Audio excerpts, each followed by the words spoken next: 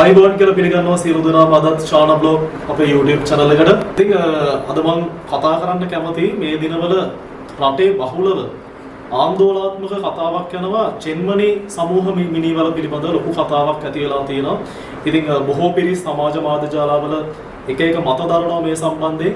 ඉතින් ඊට අතර මේ සමූහ මිනිවල පිළිබඳව රෝමානු කතෝලික නිකායේ බොහෝ පියතුමන් උද්ඝෝෂණය කරනවා අපිට දකින්න ලැබෙනවා.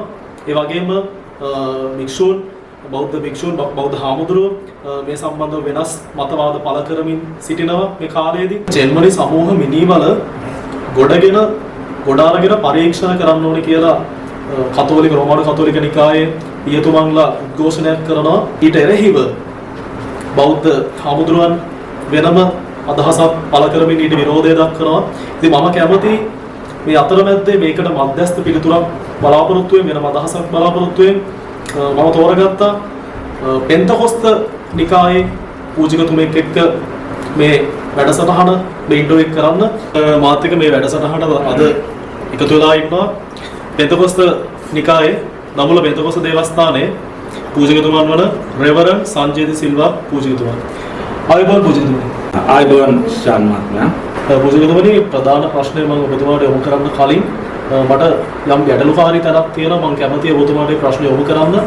මම කොහොමද ඔබතුමාව අඳුන්වන්න ඕනේ? එහෙම නැත්නම් මම කොහොමද ඔබතුමාට කතා කරන්න ඕනේ? රෝමානු කතෝලික නිකායේ ෆාදර් කියලා අමතනවා. එහෙම නැත්නම් පියතුමා කියලා අමතනවා. සමහර ක්‍රිස්තියානි නිකායන් වල පාස්ටර් කියනවා. එහෙම නැත්නම් දේවගතිතුමා කියනවා. ඒක සමහර නිකායන් වල බ්‍රදර් එහෙම නැත්නම් සහෝදරතුමා කියනවා. පෙන්තකොස්ත නිකායේ කොහොමද අමතන්න ඔබතුමාට? අතන මොකද සමාජයේ තිබෙන නොදැනුවත්කම නිසා ඇතිවෙච්ච ගැටලුකාරී තත්ත්වයක් විශේෂයෙන්ම ඉංග්‍රීසි වචන නොදන්නාකම නිසා සමාජයේ අය ඔබතුමා දැන් ඔය කිව්ව ෆාදර් පියතුමා කියන වචනේ සුදු බයිබලයේ තිබෙනවා. ඒකත් යොදා ගන්න පුළුවන්. ඒ කියන්නේ මම උදාහරණ විදිහට බයිබලෙන් මරන් පැහැදිලි කරොත් ක්‍රියාපතේ අලුත් ගිවිසුමේ යේසුස් වහන්සේ දේශනා කරලා තියෙන දේවානුභාවයෙන් දුන්න සුද්ධ ලියවිලි තිබෙනවා. එසේම නුඹ මාගේ පුත්‍රයාය අද නුඹ ජනිත කළෙමි දෙවෙනි ගීතිකාවේ ලියා තිබේ ක්‍රියා 13:33. දෙවන මාසේ යේසුස් වහන්සේව මේ ලෝකෙට ලැබුව ආකාරය. ඊළඟට 1 කොරින්ති 4:15 කියලා තර මක්ඛසාත ක්‍රිස්තුස් වහන්සේ තුළ නුඹලාට දසදහසක් ගුරුවරු ඇත. නුඹලාට බොහෝ පියවරු නැත. මක්ඛසාත සුභාරංචිය කරනකොට ක්‍රිස්තුස් යේසුස් වහන්සේ තුළ මම නුඹලා ජනිත කළේ. මේ පාවුල්තුමා අපේ ක්‍රිස්තියානි දහමේ ඉන්න හිටපු ප්‍රධාන පූජකවරේ පාවුල්තුමා එයාගේ යටතේ ගොඩනැගුණු පූජකතුමෙකුට තිමොතිට කියන්නේ ක්‍රිස්තුස් වහන්සේ තුළ මම නුඹලා ජනිත කළා. ඒකේ ජනිත කළා කියන්නේ එතන පීතෘත්වය. ඒක ඇවිල්ලා බයෝ විද්‍යාත්මක මේ ජීව විද්‍යාත්මක එකක් නෙමෙයි. ඒක ඇවිල්ලා ආත්මික තලෙ. ආත්මික පීතෘත්වය. ඒ තියෙන පූජකෙක්ගේ එක භූමිකාව. එතකොට ඒ අනුව මට පෙන්තකොස්ත නිකායේ අපිට පුළුවන් ෆාදර් පියතුමා පූජකතුමා ඒක ගැටලුවක් නැහැ. හැබැයි ඒක ඔබ තමයි තෝරන්න ඕනේ. ඒ කියන්නේ දැන් ඔබට මාව කොහොමද දැනෙන්නේ? දැන් සමහර අය කියනවා මේ ෆාදර් කියන අය ඉන්නේ කතෝලික නිකායේ විතරයි කියන වැරදි මිත්‍යා මතයක් තියෙනවා. නෑ ෆාදර් කියන වචනේ ආත්මික පියතුමා ආත්මික පියෙක් කියන වචනය සුදු බයිබලයේ තිබෙනවා. ඒක හැම නිකායකටම අයිති. ඒක ඇවිල්ලා භූමිකාව, රෝල් එකක්, චරිතයක්. ඒතකොට මම නායකත්වයෙන් දරන දේවස්ථානයේ ඉන්න සෙනගටස් මම පියතුමෙක් වගේ ආදරෙන් සලකන්න ඕනේ. මම මඟ පෙන්වන්න ඕනේ. ගුරුහරුකම් දෙන්න ඕනේ. තරවටු කරන්න ඕනේ. ඉතින් ඒක මගේ පියතුමෙක්ගේ භූමිකාවක් තියෙනවා මට. ඒක ගෞරව නාමයක් ටයිටල් එකක් විදිහට යොදා ගන්න බෑ. මොකද බයිබලයේ තියෙන අපිට ඇත්තේ එක පියාණන් වහන්සේ. යේසුස් වහන්සේ කියනවා උඹලා පියානෝයයි කියවා නොගනින්න. අපි කියවා ගන්න බෑ කියලා. නැත්නම් මගේ වැජබීමට මට ජනප්‍රිය වෙන්න හෝ මට නිකන් උසස් වෙන්න හෝ ඒවා පාවිච්චි කරන්න බෑ. නමුත් ඔයාට කොහොමද මාව දැනෙන්නේ? ඒ අනුවට ඕනනම් පුළුවන් ෆාදර් පියතුමා කියලා මට කතා කරන්නත් පුළුවන්. මට ඒක ගැටලුවක් නැහැ. එහෙම නැත්නම් ස්වාධීන ක්‍රිස්තියානි සභාවල තියෙනවා පාස්ටර් කියන ඉංග්‍රීසි වචනේ. මේ ඉංග්‍රීසි වචන දන්නේ නැති ඉඳ තමයි මේ ප්‍රශ්න සමාජයේ. ඒ කියන්නේ එඬේරා. සභාපාලක. ඒක බයිබලයේ තියෙනවා. දේවගැතිතුමා. දේවගැතිවරයා. ඔබට මාව එහෙම පේනවා නම් මාව සභාපාලකවරයෙක් නැත්නම් එඬේරෙක් වගේ මග පෙන්නන එඬේරෙක් වගේ පේනවා ඔබට පුළුවන් මට පාස්ටර් කියලා අමතන්න. එහෙම නැත්නම් දේවගැතිතුමනි කියලා කියන්නත් පුළුවන්. ඒක කරුවක් නෑ. ඒතර බ්‍රදර් සහෝදරතුමා. එහෙමත් සමහර නිකායන පාවිච්චි වෙනවා. ඉතින් මම ඒක ඔබට බාර දෙනවා. ඔබ කැමති විදිහකට මාව ආමන්ත්‍රණය කරන්න. මොකද මට එන නිල නාමයක් මම දාගන්න කැමති නෑ. ඔබට කැමති නම් පියතුමා කියන්න, පාදර් කියන්න, කැමති නම් දේවගැතිතුමා කියන්න කිසි ගැටලුවක් නෑ. මොකද අපි සේවය කරන්නේ තනතුරු තාන්නමාන නාමයන් වලට නෙවෙයි. ඒකයි. පූජකතුමනි මම කාලයක පටන් ඔබතුමාව දන්නවා. ඒ වගේම ඔබතුමා සමාජ මාධ්‍ය ජාලාවල එහෙම නැත්නම් සෝෂල් මීඩියා වල ඔබතුමා ප්‍රසිද්ධ චරිතයක්. මම දැකලා තියෙනවා ඔබතුමාගේ Facebook page එකේ 5000කට අධික followers ප්‍රමාණයක් සිටිනවා. ඒ වගේම ඔබතුමාගේ නිල වෛද්‍ය දේවස්ථානයේ නිල YouTube ගිණුමක් තිබෙනවා. ඒකේ වීඩියෝස් මම දැකලා තියෙනවා. ඒ වගේම දඹුල්ල සහ මාතලේ දිස්ත්‍රික්කයේ ජනතාව ඔබතුමාව හඳුන්වනවා දඹුල්ලේ ෆාදර් කියලා අනුවර්ත නාමයකින්. ඒ නිසා මම කැමතියි ඔබතුමාට දඹුල්ලේ ෆාදර් එහෙම නැත්නම් ෆාදර් පියතුමා කියලා කතා කරන්න. මට තව නොතේරෙන අපැහැදිලි තැනක් තියෙනවා. මම කැමතියි ඒක ඔබතුමාගෙන් දැනගන්න විස්තරයක් සහිතව පැහැදිලි විස්තරයක් සහිතව මේ පූජක නිලැඳුම සම්බන්ධයෙන්. බෞද්ධ භික්ෂූන්ට තිබෙනවා චීවරය. ඒකේ පාට වෙනස් වුණත් එකම චීවරය. ඒ වගේම රෝමානු කතෝලික නිකායේ පියතුමන්ලට තිබෙනවා ඒ පූජක නිලැඳුම සුදු ලෝගෝ සහිත නිලැඳුම. ඒ වගේම සමහර ක්‍රිස්තියානි නිකායන් වල පාස්ටර්ලා එහෙම නැත්නම් දේවගැතිතුමන්ලට තිබෙනවා සමහරක් අය කලිසම සහ ටී-ෂර්ට් එකක් දෙනවා. තවත් අය එක එක විදිහේ නිලැඳුම් නිකායෙන් නිකායට උන් පාවිච්චි කරනවා. ඉතින් මට මේක නොතේරෙන අපැහැදිලි තැනක් තියෙනවා. ඇයි එහෙම වෙන්නේ කියන එක. ඇත්තටම ශාන් ඒක මෙහෙමයි. ඒ කියන්නේ ක්‍රිස්තියානි දහමේදී අපි ඇඳුමට මුල් තැනක් දෙන්නේ නැහැ. හේතුව යේසුස් වහන්සේ අපේ ශාස්ත්‍රවරයා නම් එහෙම මේ විශේෂ ඇඳුම් කියලා නිල ඇඳුමක් භාවිතා කරේ නැහැ. එතුමා ඒ ඊශ්‍රායල් ජුදෙව් සංස්කෘතියට අනුව ඒ රටේ තිබෙන සාමාන්‍ය ඇඳුමක් තමයි සරල ඇඳුමක් කියලා ගත්තේ. නමුත් අපි පූජක දුරට එනකොට විශේෂයෙන්ම අපි අපේ තියෙන සෙමිනරි වල බයිබල් විශ්වවිද්‍යාලවල අපි ඉගෙන ගන්නකොට අපිට උගන්වන දෙයක් තියෙනවා විශේෂයෙන්. අපි ජීවත් වෙන මේ කල්චර් එක සමාජය වටපිටාව. දැන් මම ඉන්නේ මාතලේ දිස්ත්‍රික්කයේ ඇවිල්ලා මිශ්‍ර සමාජයක්. බෞද්ධ, හින්දු, මුස්ලිම් ජනතාව ඔක්කොම ඉන්නවා. මම නිකන් ටී-ෂර්ට් එකකුයි ඩෙනිමුකුයි ගහගෙන ගිහිල්ලා කෙනෙකුට ආඥාවක් කරන්න එහෙම නැත්නම් උපදේශයක් දෙන්න ගියොත් මේ සමාජයයි පිළිගන්නේ නැහැ. ගණන් ගැනීමක් නැති වෙනවා. ඒකට ඒ දේව වචනයට වගකීම වටිනාකමක් නැති වෙනවා. ඒ නිසා අර පූජක ධූරයේ ගරුත්වය රැකෙන්න තමයි අපි නිලඳුමක් යොදාගන්නේ. එහෙම නැත්නම් මට ඇත්තටම මම මේ අඳුම වෙනස් කරා කියලා මට දෙවියන් වහන්සේගෙන් දීලා තියෙන බලයවත් ඒ දේව වරම අපි අර සිංහල භාෂාවෙන් කියනවා නම් ආලේපේ දේව ආලේපේ ඒක අඩුවක් වූ වැඩියක් වෙන්නේ. ඉතින් දැන් රෝමාන කතෝලික නිකාය අපේ සහෝදර නිකායේ සුදු ලෝගෝ ඒගොල්ලෝ අඳුමලා දීලා තියෙනවා බ්ලැක් බෙල්ට් එකක් දාලා. ඒක ඒගොල්ලන්ගේ සංස්කෘතිය. ඒක අපිට ගැටලුවක් නෑ. ඉතින් අපි පෙන්තකොස්ත නිකායේ අපි මේ විදිහට තමයි අපේ නිලංගම එන්නේ. අපේ නිකායේ ෆාදර්ස් වගේ නැත්නම් පූජකතුමන් වගේ තව ඉන්නවා ස්වාධීන ක්‍රිස්තියානි සභාවල් වල පාස්ටර්ස්ලා ඒ කියන්නේ දේවගැතිතුමන්ලට ආවේනික නිලංගමක් යොදා ගන්නවා. සමහර බොහෝ අපි දකිනවා දැන් හොඳටම පෙන්තකොස්ත නිකායේ ව්‍යාප්තලා තියෙන රටවල් බරගානක් තියෙනවා මේ ලෝකේ. අපි දන්නවා ලෝකේ ලොක්කායිට සලකන ඇමරිකාවේ ප්‍රධානම නිකාය පෙන්තකොස්ත නිකාය. ඒකට ඒ ඉන්නේ ගොඩක් පෙන්තකොස්ත නිකාය අපේ පාදස්ලා පූජකවරු ඉන්න වගේම පාස්ටර්ස්ලා. අපි දකිනවා ඩොනල්ඩ් ට්‍රම්ප් ජනාධිපතිතුමාට ජනාධිපතිතුමේ දිවුරුම් දෙනකොට යාඥා කරන්න ආවේ මේ සුද්ධ බයිබලෙත් අරගෙන ආවේ පාස්ටර්ස්ලා. එතකොට ඒ අය මොකද නිලන්වක් නැහැ. සාමාන්‍ය ටයි කෝඩ් දාලා සාමාන්‍ය විතර. ඉතින් මේ මොකද අපේ ලංකාවේ සංස්කෘතිය ගුරු වෙලා තියෙනවා ඇඳුමින් මිනිස්සු මනින්න. ඔතන තමයි මේ ගැටලුව තියෙන්නේ.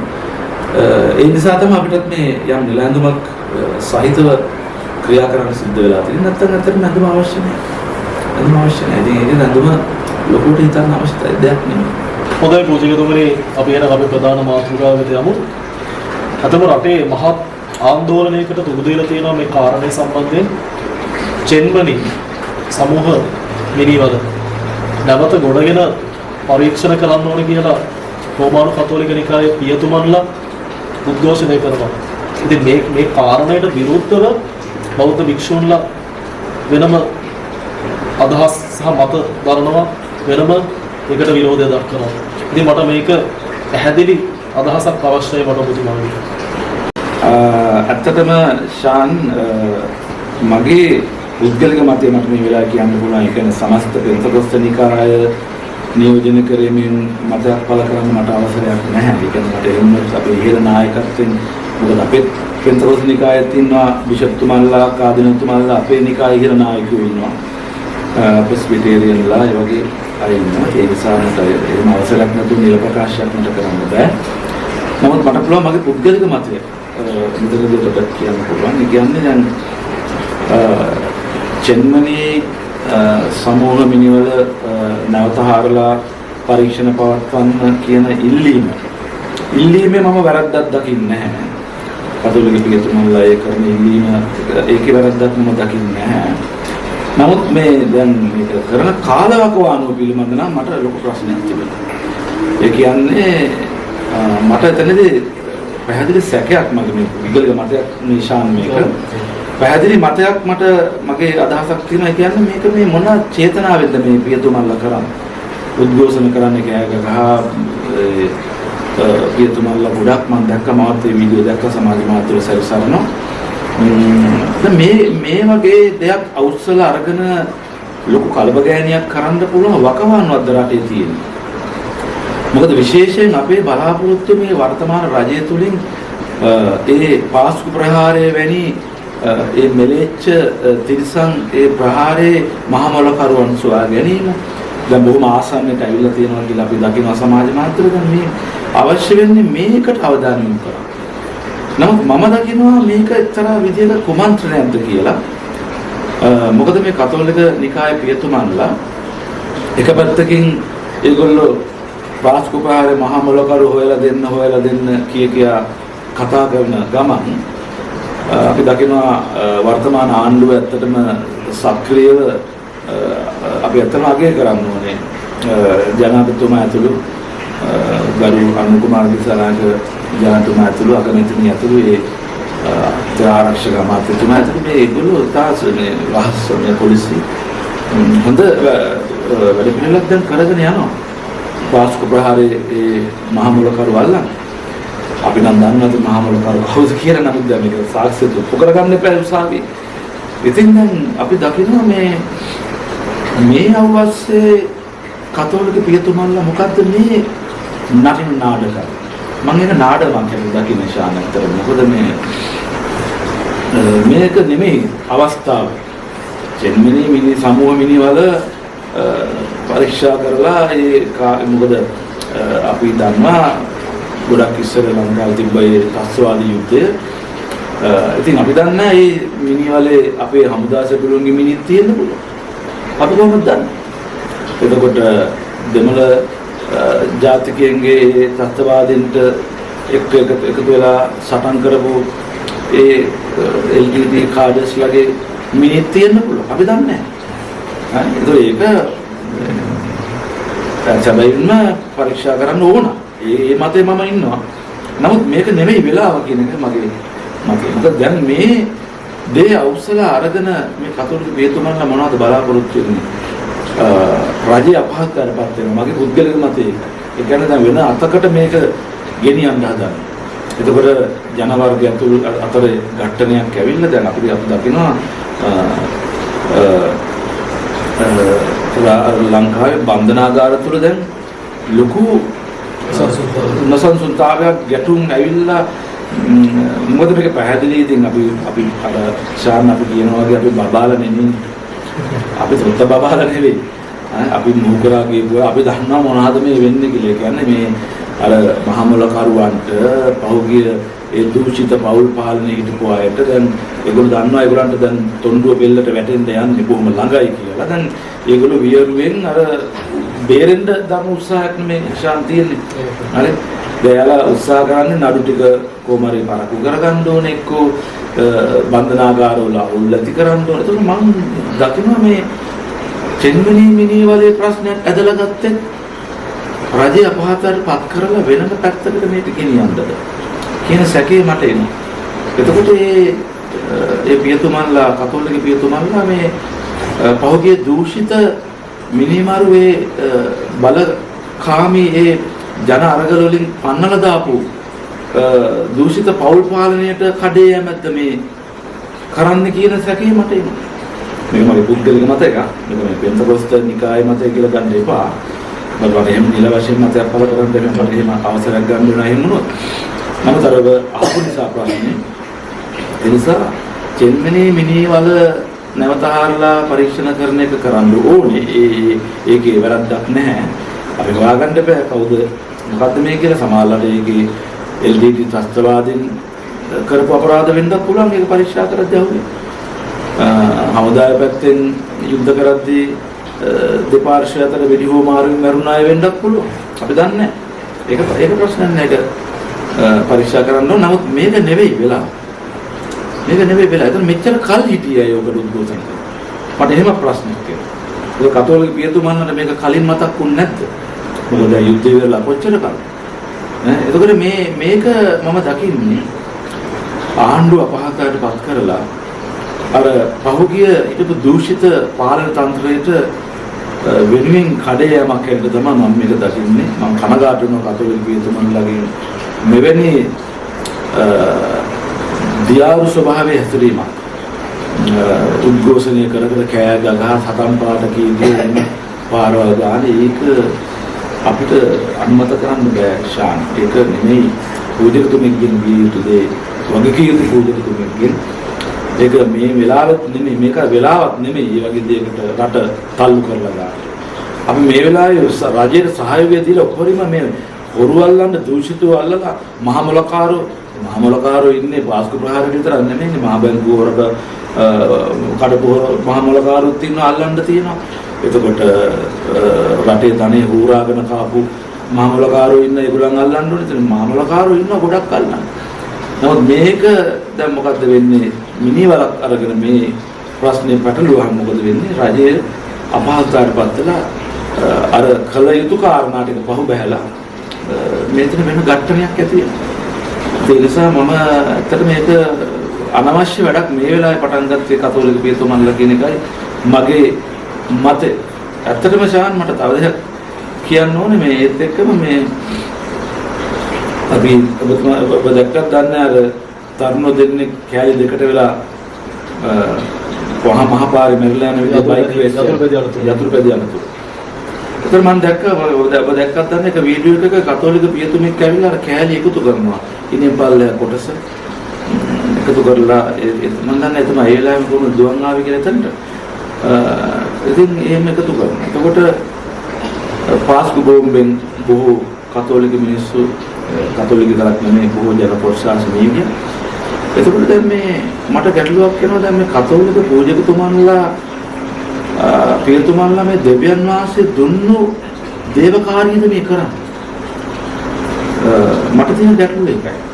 අර තරුණයෝ දෙන්නගේ ඇක්සිඩන්ට් එකේ පස්සේ මිනි එකතු කරන්නද දෙවියන් වහන්සේ පූජකයෙක්පත් කරලා තියෙන්නේ. එහෙම නැත්නම් ඒ ඇක්සිඩන්ට් එකට කලින් ඒ තරුණයෝ ඔය යහමකට ගන්නද?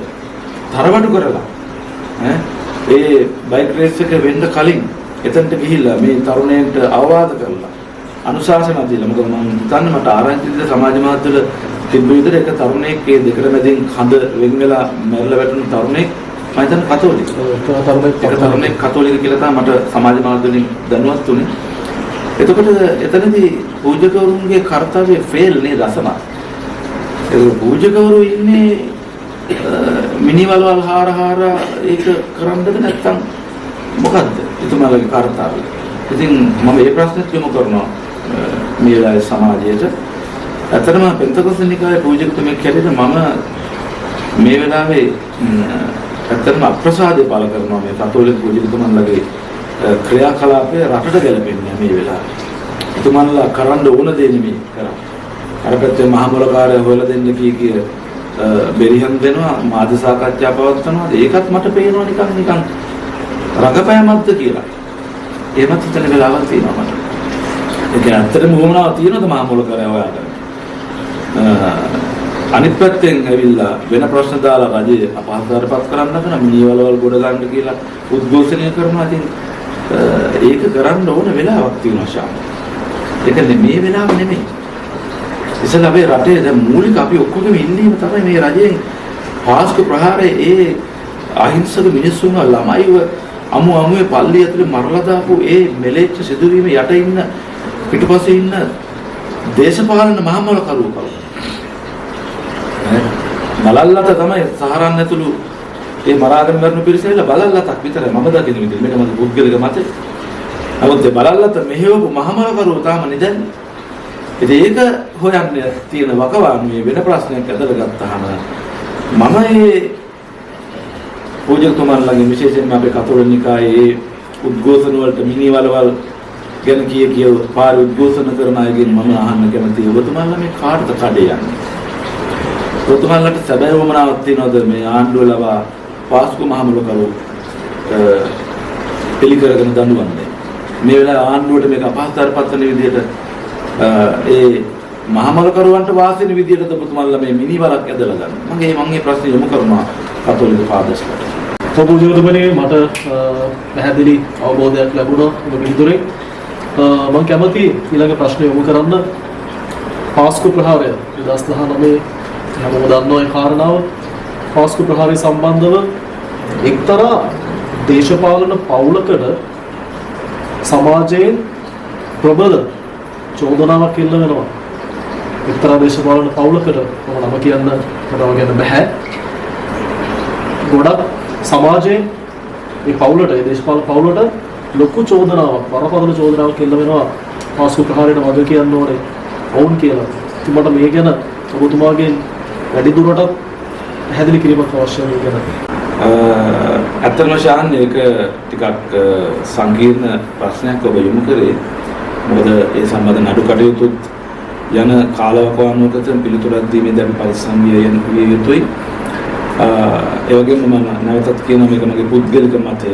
මොකද සමස්ත පෙන්තකොස්ත නිකායේම මතය මට දරන්න බෑ නිල වශයෙන් එහෙම. පුද්ගලික මතය හැටියට මට කියන්න පුළුවන් මම මෙහෙම පැහැදිලි කරන්නම්. දෙවියන් වහන්සේට සේවය කරන පූජකවරයෙක් හැටියට මම විශේෂයෙන්ම අපේ පෙන්තකොස්ත නිකායේ තියෙන ඉගැන්වීම් රටාව ඩොක්ට්‍රින් එකට අනුව අපි සුද්ධාත්මයන් වහන්සේ තදින් විශ්වාස කරන නිකායක්. ඒතර සුද්ධාත්මයන් වහන්සේ අපට දීලා තියෙනවා ඒ සුද්ධ බයිබලයේ තියෙන ආත්මික දීමනා. ඒකට අපි සමාජ මාධ්‍ය සමාජයේ සිංහල සංස්කෘතිය අපිට කියන්න පුළුවන් අර දේව වරම කියන්නේ. ඒ වගේ මට දීලා තියෙනවා මේ ආත්ම විමසන්න කරුණ කරනා දේව එළිදරව් තුලින් හොයා දැනගන්න. ඉතින් මම යාඥා කරලා ලැබපු එළිදරව් වලින් නම් මට 100% තහවුරුයි මේ පිටිපස්සේ දේශපාලන බලල්ලතක් පාස්කු ප්‍රහාරය පිළිබඳ තිබ්බා කියන එක අපිට පෙන්වන්න කරනවා. එකක්. ඒක මම කියන්නේ මේ අර අපේ දෙවියන් වහන්සේගේ පැත්තෙන් කියන්නේ පූජකගේ භූමිකාව තුළ දේව වරමින් දේව ආලෝපය තුළ කැඳවීම තුළ අපිට පෙන්වනවා පැහැදිලිවම දූෂිත බලකාමී උන්මත්තක පවුලක් රජ කරන්න තමයි මේ ප්‍රහාරය සංවිධානය කළ තියෙන මහමලකරුව පැහැදිලි අපිට. හැබැයි ඒක මම කියන්නේ දේව වරමින්. ඒ කියන්නේ ඒක මේ දේව වරමට අපිට බෑනේ තර්ක ගේන්න. අපිට බෑ මේ 2.4 කියනවා වගේ ඒක පැහැදිලි කරන්න බෑ දේව වරම.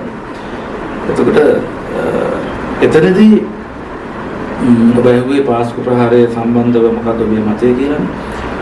ඔව් සහරාන් ඇතුළු ඒ මරාගෙන මරුණු කට්ටිය ඇවිල්ලා බලල්ලතක් විතරයි.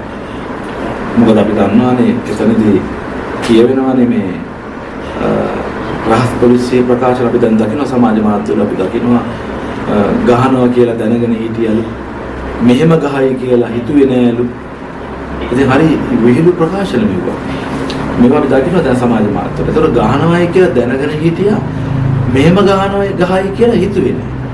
මොකද්ද ශාන් දැන් මේක තර්ක ශාස්ත්‍රයට පොඩ්ඩක් දාලා බලන්න. ඒතර තර්ක ශාස්ත්‍රයේ මේක ලොජික් එකක්. මේක දාලා බලුවොත් දේවවර්මක් ඕනේ ඒක පැහැදිලි කරා. ගහනවායි කියලා දැනගෙන හිටියලු මෙහෙම ගහයි කියලා හිතුවේ නෑ. ඉතින් මේක තර්ක ශාස්ත්‍රයට අපි දැම්මොත් මොකද්ද ගම්ම්‍ය වෙන්නේ? ඒ කියන්නේ ඉහළ නිලධාරීන් CID ගේ අය මේ ආරක්ෂක අංශයේ අය මේ එහෙමනේ අපි හිතන්න වෙන්නේ. ගහනවයි කියලා දැනගෙන හිටියා. කොහොමද දැනගෙන හිටියේ? ඔය සාරාංශ කිව්වද? එහෙම නැත්නම් ඒගොල්ලන්ට දේවවර්මක් තිබිලා මොනවා හරි එහෙම දැනගත්තද? නෑ. ඒගොල්ලෝ කියනවා ඒගොල්ලන්ට බුද්ධිතොරතුරු ආවා. නේ? ඒ බුද්ධිතොරතුරු ආවා. ගහනවා කියලා දැනගෙන හිටියා. එතකොට අනිත් ප්‍රකාශය බලන්න. මෙහෙම ගහයි කියලා හිතුවේ නෑ. දෙයක පොඩ්ඩක් විග්‍රහ කරොත් මේ ශාන් මොකද්ද අපිට ගම්ම්‍ය වෙන්නේ? මෙතන පැහැදිලිව කුමන්ත්‍රණයක් තිබිලා තියෙනවා. දේශපාලන බලපෑමක් තුල තමයි මේ ප්‍රහාරය වෙලා තියෙන්නේ. ඒක තමයි මගේ පුද්ගලික මතය. ඒ වගේම මට කියන්න පුළුවන් අර දේවවර්මී නැවතත් මම අර කියන්න පූජකතුමෙක් කැටියට ප්‍රකාශයක් මම කියනවා නම් ඔක මෙහෙම ශාන් වෙලා තියෙනවා. හරි දැන් මේක මේ මගේ පුද්ගලික මතයක් සහ මේ දේවවර්මී මම මේ කියන්නේ. දෙවියන් වහන්සේ මට එළිදරව් කරන දෙයක් මම මේ කියන්නේ. ඇත්තටම ශාන් දෙවියන් වහන්සේ මට එළිදරව් කරන්නේ මොකක්ද දන්නවද මේ පාසල් ප්‍රහාරය ගැන? දේවවර්මයෙන් මට එළිදරව් කරනවා සුදාත්මයන් වහන්සේගේ දේවාලය පිටුලේ වෙච්ච පාසල් ප්‍රහාරය වෙච්ච දවසේ මට එළිදරව් කරා. ඇත්තටම ඒ බලකාමී බලතණ්හාවෙන් බලයට එන්න පොරකාපු ඒ දූෂිත පෞල් පාලනය උත්සාහ කරේ තමන් ළඟ පඩි දීලා හදා බඩා ගත්තයි කියන ඒ කට්ටිය ලව්ව පොඩි කලබලයක් ඇති කරන්න ඒගොල්ලන්ට රටේ අනාරක්ෂිත බව. අපි දන්නවා අර මොකද්ද මාවනෑල බුදු පිළිමේ කඩපු එකත් ඒ වගේ පොඩි නාටකයක්. මොකද ඒගොල්ලන්ට බලයට අනාරක්ෂිත බවක් රටේ පෙන්නන. ජාතිවාදී ගැටුමක්. ජාතිවාදී ගැටුමක් ඇති කරලා ඒගොල්ලෝ තමයි මේ වැද්දෝ කියලා පෙන්නලා බලයට එන්නේ. ඉතින් ඒකෙම දෙවෙනි පිටපතක් තමයි පාසල් ප්‍රහාරය. මං හිතන විදිහට මට දේවවර්මී පෙන්නන මේගොල්ලෝ මේක ඕඩරේ බාර දෙන්න ඇත්තේ පොඩි බෝම්බයක් පුපුරලා දාලා පොඩි කලබලයක් ඇති කරන්න කියලා කියන්නේ ඇති. අර මේ මම මේ දේවවර්මී මේ කියන්නේ සාරාන්නයක පාවිච්චි කරා යක්ෂයා වැහිලා හොඳටම එයා ඒක පාවිච්චි කරලා විනාශයක්ම කරලා දැම්මා. ඒකයි අර වගේ ප්‍රකාශ එළියට එන්නේ මොකද්ද? ගහනවා කියලා දැනගෙන හිටියා මෙහෙම ගහයි කියලා හිතුවේ නෑ. දැන් මොකද්ද ශාන්‍යකින් ගම්මේ මේ? ඒ කියන්නේ මේ මෙහෙම ගහන්න කියලා නෑ දේශපාලඥයෝ. සියලු තොරතුරු දැනගෙන දැනගෙන මේක ඔක්කොගේම සාමූහික සැලැස්මකින් ගහපු ගේමක් කියලා අපිට පැහැදිලි. පොඩ්ඩක් ගහන්න කියන්නේ සමාජලට ගේට්ටුව ගාව පොඩි බෝම්බයක්. කලබලයක් ඇති කරන්නේ. ඒක සහරාන් පාවිච්චි කරා වෙන්න පුළුවන්. ඒගොල්ලන්ගේ මරාගෙන මරන මතේ මන් දන්නේ නැහැ. ඒක මම කියන්නේ මට දේවවර්මෙන් දෙවන් වහන්සේ පෙන්නන දේ මම කියන්නේ. හරි. ඉතින් ඔබ අහපු ප්‍රශ්නෙට උත්තරේ ඒකයි. ඔව්. මේක ඊටාම නින්දා සහගත දේශපාලඥයන්ගේ බලවමනාට වෙච්ච ප්‍රහාරයක්. ඉතින් අපි දැක්කනේ. ඒක යොදාගෙන මිනීමතින් බලයට ආපුවට උන දෙයක් අපි දැක්කනේ. ඕකට ඉන්න බැරි වුණානේ. සමාවෙන්න මුජුරුවේ හරස් ප්‍රශ්නයක් ඇහුවට දැන් මේ ආපු පක්ෂය මේ බලයට ආපු පක්ෂය අර්බුදයක් නිර්මාණය කරමින් බලයට ඇවිත් අර්බුදයකින්ම ඉදිරියට යන්න සිද්ධ වුණා. යන්න වුණා. මගේ පෞද්ගලික මට හිතන දේ මම මේ අදහස් කරේ. ඒක තමයි රටේ මතය අද. බෞද්ධලගේ මතය ඒකයි. ඒගොල්ලෝ බලකාමයේ බලතණ්හාව නිසා තිරිසන් විදියට බලය ගන්න කරපු උප්පරවැට්ටිය යක්ෂයා පාවිච්චි කරා සහරාන්ලා ලව්වා ලොකු විනාශයක් කරා. ඒක තමයි ඒ කතාවෙන් ගම්ම්‍ය වෙන්නේ. ගහනවා කියලා දැනගෙන හිටියා මෙහෙම ගහයි කියලා හිතුවේ නෑ. ඒකනේ කියන්නේ ආරක්ෂකයන් සෙල්ද බුද්ධියක් සිටින් එනවා. ඕක තමයි සිද්ධ වෙන්නේ ඇත්තේ. ඒක මගේ පුද්ගලික මතයක් සහ දේවවර්මෙන් මට පෙන්වන්න කරපු දෙයක් මම ඔයත් එක්ක බෙදාගත්තා. මම දන්නේ මේක අනිත් අය කොහොම ගනීද කියලා. නමුත් අර ඔය ආපු නිසා වාගේ ශාන් බ්ලොග් නේද අපි YouTube channel එකට මම මේ දෙන ඉන්ටර්විව් එක.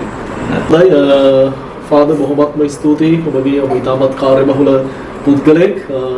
ඉතින් බොහොමත්ම ස්තුතියි ඔබගේ වටිනා කාලය අපේ ශාන බ්ලොග් YouTube channel එකට ලබා දුන්නාට. ඒ වගේම අපි නැවතත් මෙවැනිම වූ හරවත් වැඩසටහනකින් ප්‍රේක්ෂකයන් වන ඔබව සම්බන්ධ ඔබ හමුවට එන බලාපොරොත්තුවෙන් අපි අදට සමු ගන්නවා. අපි නැවතත් දඹුල්ල පෙන්තකොස්ත දේවස්ථානයේ ගරු රෙවරන් සංජය ද සිල්වා ෆාදර් ඔබතුමාව සම්බන්ධ කර ගැනීමේ බලාපොරොත්තුවෙන් අපි අදට සමු ගන්නවා. ඉතින් නැවතත් ඔබතුමාට බොහොමත්ම ස්තුතියි ඔබතුමාගේ වටිනා කාලය අප සමග බෙදා ගත්තට. ආයුබෝවන්.